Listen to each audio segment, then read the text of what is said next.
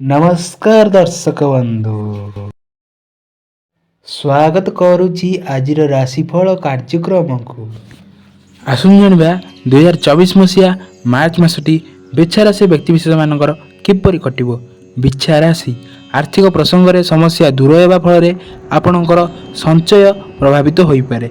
सरकारी चाकरी करुवा लोक मैंने एक उच्च पदवी पाइपर।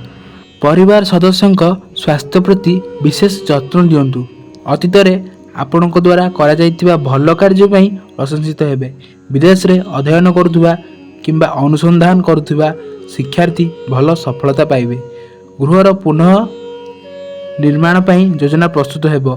सान भाई भौणी मानकर व्यक्तिगत जीवन में किसी असुविधा थिले सुविधा होई परिबो। परिवार सदस्यों सहित खुशी रे समय अतिबाहित करिवे। स्वास्थ्य प्रति विशेष जत्न नियंतु। गृह उपकरण क्रय करने जोगे व्यय अधिक हेबो। राजनीति रे सतर्कता अवलंबन करने उचित। प्रतिकार प्रत्येक दिन अस्वस्थ वृक्ष मूल गुड़ धोई प्रणाम करंतु।